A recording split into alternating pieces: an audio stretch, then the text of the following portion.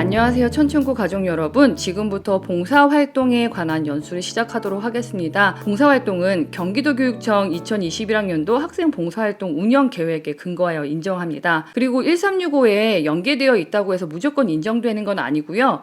자원봉사활동의 기본 방향인 이 6가지를 지키는 단체에 의한 것인가를 꼭 파악하셔야 합니다. 아까도 말씀드렸듯이 실적 연계 사이트에 등록되어 있다고 해서 모두 인정되는 것은 아니고 운영 계획에 벗어날 경우에는 인정되지 않으니까 사전에 담임 선생님과 상담 후 실시해야 합니다. 부모님들이 자원봉사를 했는데 입력이 안 된다라고 문의를 많이 하시는데요. 1365 자원봉사 포털에서 실적을 나이스로 전송하면 바로 확인할 수 있는 게 아니라 담임교사의 확인 및 생활기록부 반영 과정이 필요합니다. 봉사활동 시간을 안내해 드릴게요. 봉사활동 시간은 1일 8시간입니다. 하지만 7교시일 경우에는 1시간만 가능하고 6교시는 2시간. 4교시인 경우는 4시간 이렇게 운영할 수 있고요. 휴업일에는 8시간 운영 가능합니다. 헌혈 같은 경우는 1회당 4시간으로 인정하고 있고요. 그 해 3회의 범위에서 실적으로 인정합니다. 헌혈은 봉사활동 계획서를 제출하지 않고 학부모 동의서를 제출합니다. 헌혈활동 전에 반드시 제출해주세요. 학교 홈페이지에 양식을 게시하도록 하겠습니다. 그리고 봉사활동 영역은 다 아시겠지만 이웃돕기 활동, 환경보호 활동, 캠페인 활동 3가지로 나누어져 있습니다.